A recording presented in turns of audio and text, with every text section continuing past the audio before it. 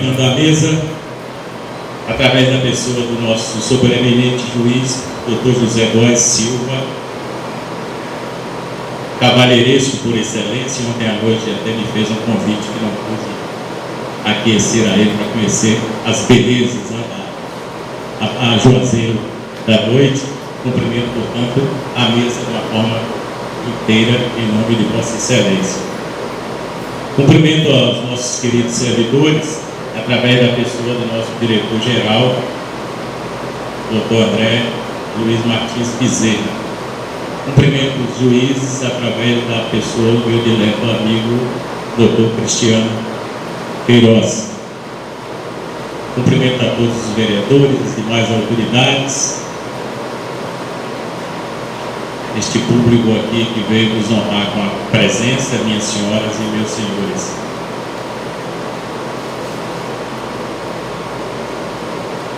Na minha imaginação ainda adolescente, eu guardei as imagens que eu tinha de Juazeiro da Bahia. Naquela idade que eu chamo de adolescência, uma idade de travessia, em que via de regra acostumamos a abdicar e nas mais das vezes a rejeitar valores familiares, valores da família, para buscar a internalização ou a interiorização de valores da sociedade. Daí porque a adolescência só ser uma idade de travessia de uma revolta em que os valores maternos e paternos são repelidos, porque o adolescente deseja incorporar uma nova personalidade, adquirir uma nova forma de ser. Eu via Juazeiro da Bahia nos cinemas da época em Vitória da Conquista e ainda vou reproduzir essas imagens que me acordem e atentam. A ponte subindo, aqueles vapores passando, e aquilo, sinceramente, era uma magia, era um sonho para mim de um dia conhecer Juazeiro. E os meus companheiros aqui do TRE sabem que tenho rejeitado, não tenho ido a representante do TRE em várias localidades, não vou, sou avesso a viagem. Como no Chile, eu não fui. Eu minto porque estou até poupando a verba pública, não é nada disso, estou sendo um cabotino, um hipócrita, na verdade, porque eu não gosto de viajar. Viagem em São Paulo, indiquei juízes, todo lugar, mas a Juazeiro eu fiz questão de vir. E estou realmente encantado. Estou vendo Juazeiro à margem do São do Velho Chico, lamentavelmente castigado por uma seca impiedosa dessas, que lembra o cancioneiro popular na voz do imortal Luiz Gonzaga, nosso velho Lua, vizinho nosso, quando cantava em verso e prosa em sua poesia musicada verdadeiros hinos contra a seca, né? As suas vozes, na sua toada, vozes da seca. Nós, seres humanos, temos um compromisso muito grande com a mãe natureza, temos que preservá-la de qualquer forma. As políticas públicas têm que ser imediatamente, não diria redirecionadas, porque ainda não foram direcionadas, mas direcionadas de forma fundamental e inadiável para a preservação da natureza. Na verdade, eu não sou militante do movimento verde que aí está, mas vejo que nós temos que ser adeptos da chamada militância radical nesse aspecto, porque é uma pena, é lamentável ver. Eu conhecia o Velho Chico lá na região da Lapa e me lembrava ainda criança, o velho deputado Manuel Novaes, um pernambucano,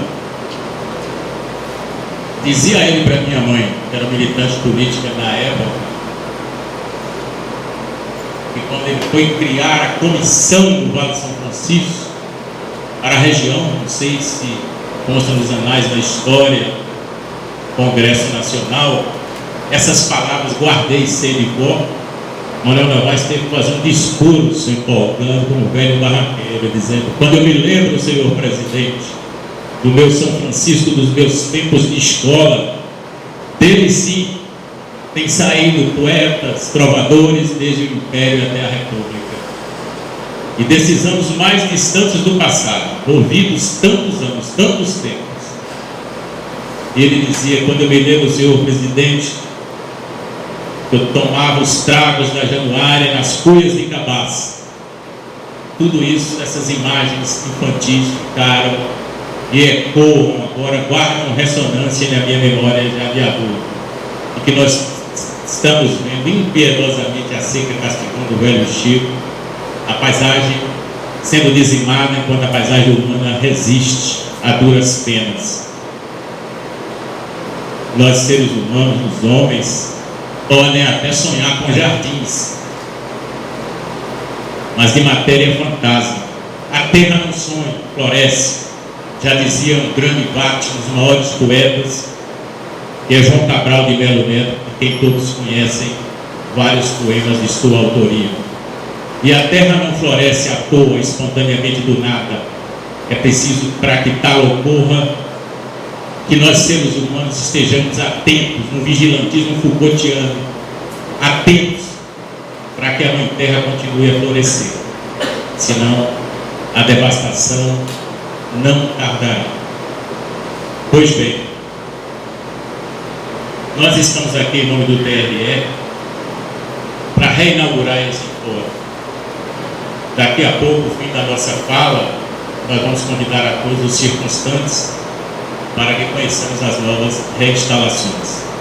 A justiça eleitoral é de sabença geral, é de trivial sabença, é uma justiça que tem uma fisionomia, uma peculiaridade que a distingue dos demais ramos do Poder Judiciário. É um ramo específico e tem uma natureza tridimensional, na medida em que ela se transforma. Ela exerce a jurisdição, mas exerce também o seu lado administrativo e o seu lado regulamentar. A jurisdição pertence aos seus juízes eleitorais, denodados, e no seu cotidiano, no seu labor cotidiano, enfrenta as dificuldades, os reveses da profissão para fornecer ao jurisdicionário uma jurisdição célere. Porque justiça tardieira, do dizer de Rui Barbosa, tardígrada, ela é denegatória de si própria. A justiça tem que ter esse aspecto de expeditez, de imediatez na solução dos conflitos que lhe desagam, que lhe caem às mãos. Senão, ela é denegatória de si própria. E quando assumi a presidência do Tribunal Regional da Bahia, fiz uma convocação aos companheiros lá no tribunal, para que nós agilizássemos os processos eleitorais em curso, para satisfação nossa, não por motivo de vaidade, mas para que a imagem do Poder Judiciário, que vive um momento de crise aguda e a todo instante é causticado principalmente pela mídia, em que o Judiciário vem perdendo o resto de amor próprio, o mínimo de amor próprio que ainda possui, a sua autoestima vem sendo degradada, pisoteada a todo momento. É preciso que eu diga publicamente, talvez não tenha e não vai ter essa ressonância, essa repercussão midiática como as notícias ruins têm. Mas nós tiramos o Tribunal Regional Eleitoral do 26º, o último do ranking nacional em produtividade. No ano passado, trouxemos o Tribunal Regional Eleitoral para o 6º maior em produtividade do cenário brasileiro. E este ano, para a satisfação nossa, estamos em primeiro lugar em produtividade no Brasil. Falo isso emocionado, não por vaidade. E devo a isso ao empenho dos juízes eleitorais, dos nossos denodados servidores eleitorais. Minha participação foi mínima, eu diria que foi um nonada, foi uma insignificância.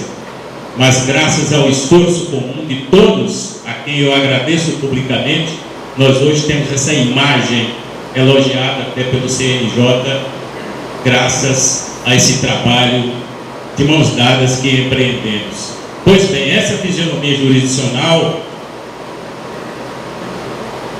conseguimos realizar a contento. O viés administrativo do eleitoral é isso aqui. é um ramo do Poder Judiciário padecente de uma infraestrutura minimamente razoável. O Poder Judiciário vive de cuia na mão, como um mendigo, como um pedinte do Executivo. E o pior, que nessa atual conjuntura, nessa quadra histórica que atravessamos, de erros, de malefícios, o que nós vemos é que querem levar o Poder Judiciário também de roldão para a vala comum, a ponto de nós estarmos na iminência de retroagirmos ao Paleolítico, a um período de trogloditas, de restaurarmos as finadas, ressuscitarmos as urnas de couro, à semelhança do couro aqui que está na cabeça do nosso querido vereador presente. Uma absurdidade sem tamanho, quando nós temos um processo eleitoral digno dos maiores encômios, que serve de padrão e de arquétipo para todas as nações mais desenvolvidas da Terra. Tanto é verdade que quando fizemos a apuração das eleições pretéritas de governadores, de senadores e deputados, recebemos a visita de representantes do Panamá, se não estou em erro, da Rússia, que vieram ver o nosso processo eleitoral. E ficaram surpresos quando a presidência, eu dizia a eles que à noite nós teríamos todo o resultado da eleição computado, graças à justiça eleitoral mais evoluída e capacitada tecnologicamente do mundo, para o orgulho do Brasil. Esse Brasil que tem a sua autoestima tão vergastada desapiedadamente lá fora, como um país que eles chamam emergente, mas que parece ainda com instituições caducas, demodês e que não tem funcionalidade.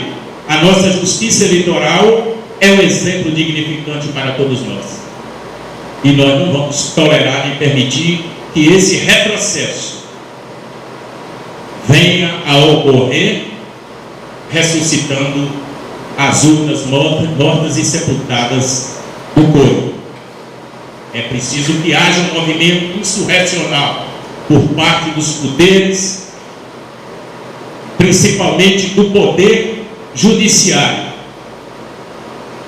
para que tamanha vergonha não venha manchar a nossa história presente. Nós temos que olhar, derramar um olhar não de saudade, mas derramarmos um olhar de vasculho, ainda que de forma indiscreta, para que não incorramos naquela forma tão arcaica, primitiva de se fazer apuração, como era na época da urna eletrônica. A história é a mestra da vida, já dizia Cícero, ao que Marx, mais recentemente, em contraponto, dizia que a história é a ciência da vida. Nós só evoluímos, nós só avançamos se tivermos essa capacidade de olhar o fato histórico, para que aqueles ruins não se repitam, que não sejamos condenados a repetir 2, 3 vezes os erros do passado, historicamente falando. Pois bem, o aspecto administrativo do judiciário eleitoral é esse: promover eleições limpas, dignas e que verdadeiramente representem a vontade popular, o exercício da cidadania, e que não pairem dúvidas ou entre dúvidas sobre o resultado das eleições. Essa função é princípio da justiça eleitoral, para que o exercício da cidadania, a voz, a consciência do eleitor, quando ele entra na cabine, ele deposita o veredicto da sua consciência e que ali efetivamente dê eficácia a esse exercício de cidadania. Cidadania que, nas palavras do poeta Tiago de Mello, é dever de um povo na luta perseverante pelos ideais da democracia. Sem cidadania não se pode cogitar de nação. Passaremos a época de verdadeiros párias sociais.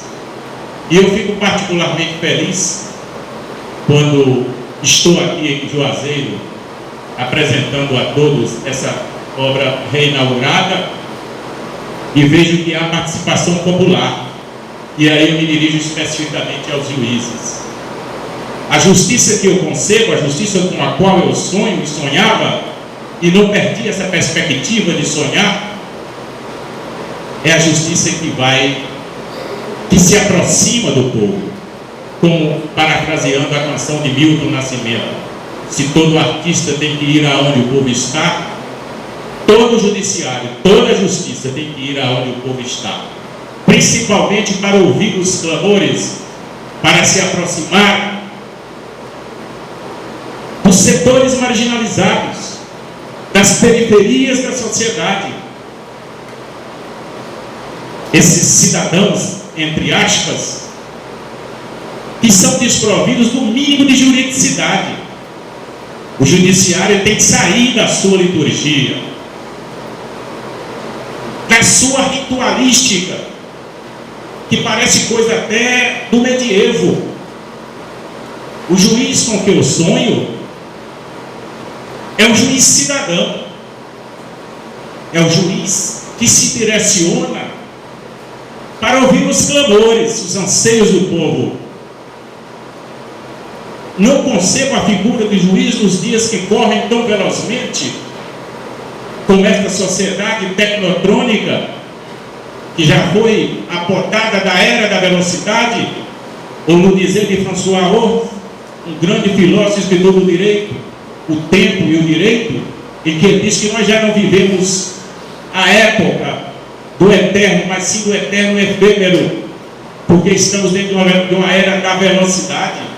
Então eu não concebo esse judiciário ainda ancorado em um passado, sem que o juiz se despoje e imagine que continua sendo la bouche de Loire, a boca da lei de Montesquieu. O juiz não, o juiz tem que ser cidadão, tem que ser povo, tem que ser intérprete,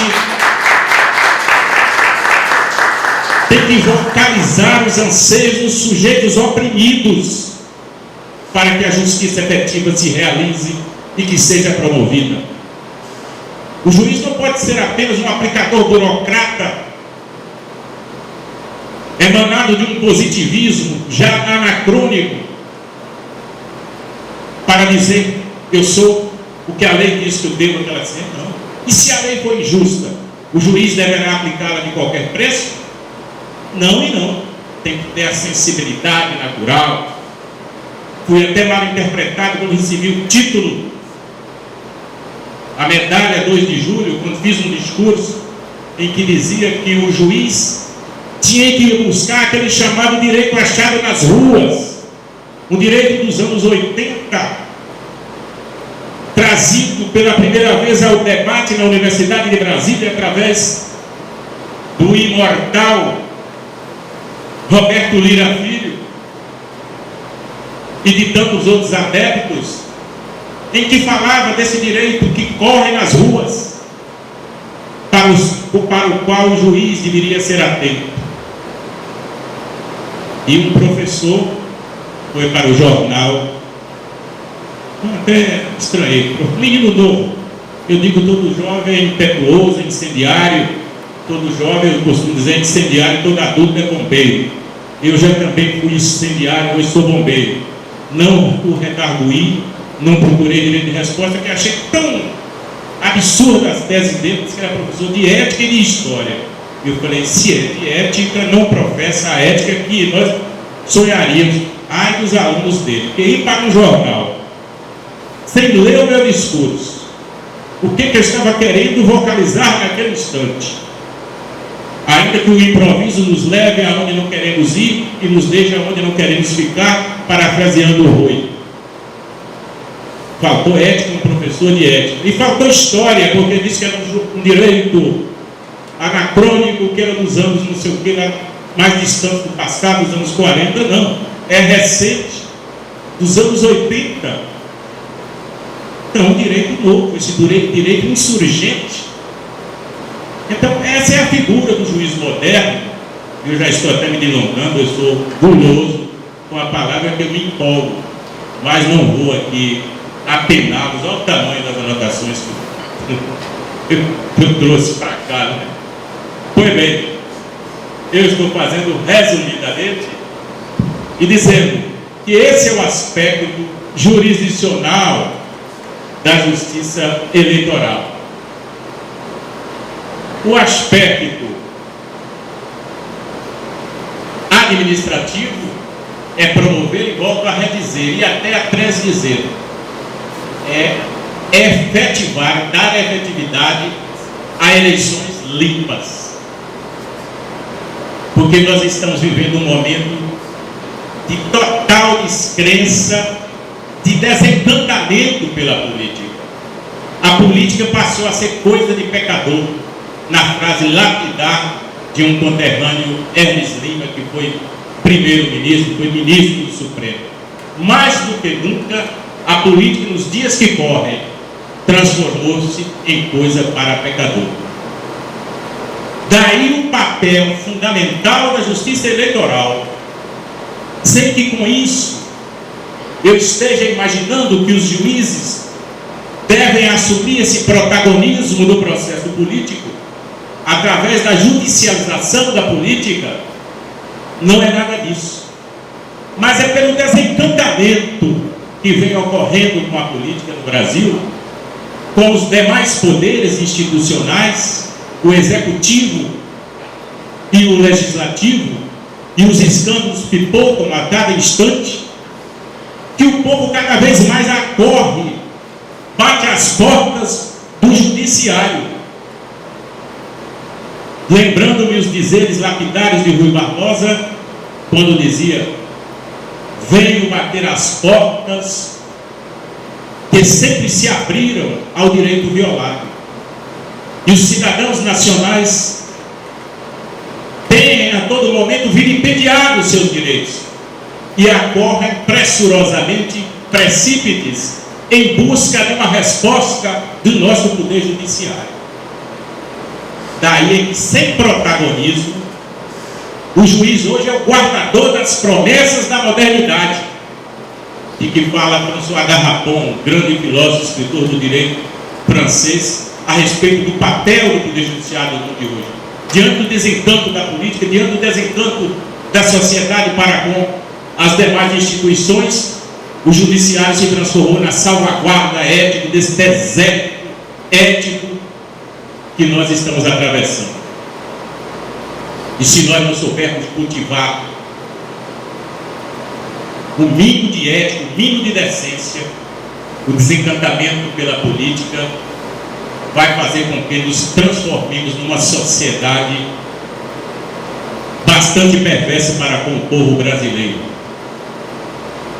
E a democracia poderá morrer no sussurro. É o risco que nós não podemos deixar que ocorra. Daí esse papel fundamental dos nossos tribunais eleitorais, da justiça eleitoral, como guardiã suprema, em cujas portas o cidadão terá que vir bater sempre, toda vez em que tiver os seus direitos mínimos pisoteados e desrespeitados. Mas eu sou bastante otimista, eu sou muito utópico até às vezes, e sonhador, até porque a minha geração era diferente.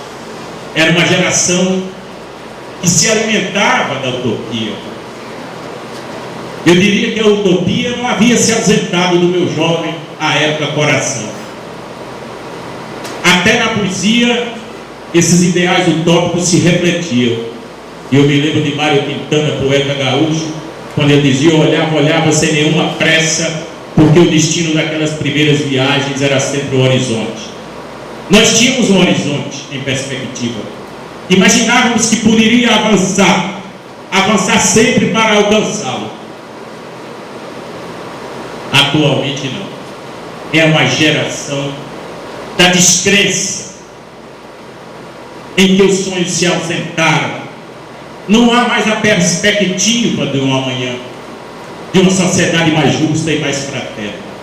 E isso se reflete até na própria música, na canção dos jovens da Legião Urbana.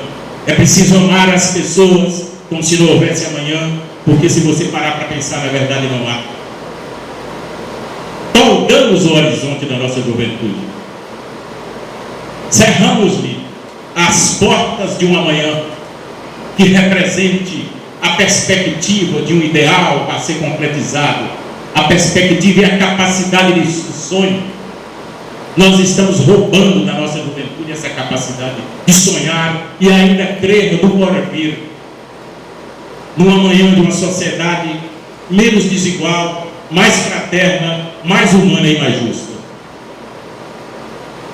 Essas cogitações que faço, minhas senhoras e meus senhores, é o desabafo, é a indignação de quem não admite ver valores, ver ideais sendo arrastados, levados de roldão para a vala comum. E se eu me indigno, eu estou em boa companhia, que pelo menos me preserva de envelhecer, como as águas de Juazeiro preservaram a juventude do doutor Cristiano. O Unamuno, filósofo hispânico, certa feita ele cunhou uma frase que diz o que eu quero dizer da minha indignação: não envelhece jamais quem é capaz de indignar-se. Quem se indigna, eu completo, continua com a jovialidade, com a juventude. Pois bem, eu me lembro Oscar Wilde, que nós temos que ter a utopia guardada em nossos corações e nossos cérebros. Ele disse certa feita, e aqui, para que a mente já carcomida pelo tempo, não esqueça a literalidade da frase, está aqui anotada. Ele disse: um mapa do mundo que não inclua a utopia não é digno de receber uma olhada, porque omite justamente o país em que a humanidade está sempre desembarcando. E quando a humanidade desembarca, vê mais longe um país melhor, para o qual se dirige. O progresso é a realização das utopias. E é nesse caminhar, ainda que lento, ainda com a vagareza do instante com que estamos caminhando, é que nós almejamos um dia desembarcar neste país da utopia, dos nossos sonhos, pedindo a Deus que esses sonhos não se ausentem, não se exilem definitivamente dos nossos corações de cidadãos brasileiros. Pois bem, já agora, rumando para o meu final, eu reproduzo aqui também o que eu disse certa feita em outro discurso, que chega de tanto desalento, que chega de tanta desesperança. Urge que expulsemos de cada um de nós a figura do velho de Restelo. O velho de Restelo era lá em Portugal, descrito pela magnitude da pena elegante e erudita de Camões. O velho de Restelo era a encarnação daquela figura sinistra do pessimismo, que agorava as naus lusitanas quando singravam os mares portugueses para descobrir as terras, inclusive descobrir o nosso Brasil. E aquela figura sinistra vivia praguejando pessimisticamente para que as naus lusitanas não rumassem, não singrassem os mares bravios da época para descobrir novas terras. Nós não podemos ter esse pessimismo sinistro do velho de Restelo. Temos que ser otimistas, à moda de Sócrates, que enquanto lhe preparava a cicuta, o veneno da morte, ainda estava tocando uma flauta e aprendendo uma área. Alguém viu aquilo e admirou-se: mas filósofo, o senhor vai morrer amanhã. A cicuta já não está sendo preparada. E para que, então, que está aprendendo a cantar essa área? Ele respondeu ao pé da letra: é para eu cantá-la antes de morrer. Como nós, infelizmente, nós temos que afugentar a imediatez da morte, estamos vivos, sobrevivos, vamos aprender a cantar ainda assim. Num país que está morrendo, a área da democracia, é fundamental que aprendamos a cantar a área da democracia. Me perdoe, agora eu prometo que termino. Ao terminar,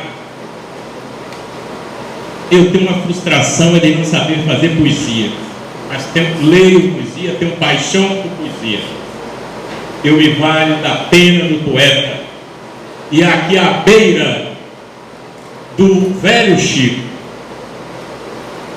imaginando as carrancas, imaginando tomando os tragos das januárias da vida nas cuias de cabaça, eu faço uma transversal para um poeta, Mário Benedetti, declamando algumas estrofes de seu poema. Ele diz: por que? Por isso que eu estou cantando ainda assim otimisticamente, para não parar de cantar a semelhança de Sócrates. Ele fala: por que cantamos? Você perguntará por que cantamos. Cantamos porque o rio está soando, e quando soa o rio, soa o rio. Eu vi o rio São Francisco, eu vi o velho Chico soando. Cantamos porque o cruel não tem nome, o cruel é a seca. Embora tenha nome seu destino, cantamos pela infância. Cantamos porque os sobreviventes e nossos mortos querem que cantemos. Cantamos porque o grito só não basta, e já não basta o pranto nem a raiva. Cantamos porque cremos nessa gente, porque venceremos a derrota. Cantamos porque o sol nos reconhece, e porque o campo cheira a primavera, e porque nesse talo e lá no fruto, cada pergunta tem a sua resposta. E somos militantes desta vida, e porque não podemos, nem queremos deixar que a canção se torne cinzas. São palavras do poeta. E finalmente já nos aproximamos do Natal. Deixo a minha mensagem natalina através da pena elegante do grande contista e escritor Arthur da Câmara. Natal seja onde houver consciência de tudo o que oprime, principalmente quando vem disfarçado em lucro, progresso, ciência, aparência, fruição, rispidez, sentimento de superioridade, pretensão e esbanjamento. Natal seja onde o supérfluo não seja. Natal seja onde resista um gesto sincero de compreensão e de coragem de não fazer o que oprime, ou de capitular ante a opressão sofrida. Ser Natal é pular o muro, ou entrar pela chaminé para dentro de si, e lá encontrar a mesma criança com as enormes barbas brancas da sabedoria milenar da espécie. E meus queridos amigos e amigas de Juazeiro, na mudança do ano novo, não estarei mais aqui, mas posso antecipar um feliz ano novo para todos, ao lembrar do inigualável Drummond de Andrade, quando ele dizia que o último dia do ano não é o último dia do tempo, outros dias virão. Auguro a todos nós que tenhamos novos dias bem melhores do que os atuais. Muito obrigado e meu abraço do coração de cada um.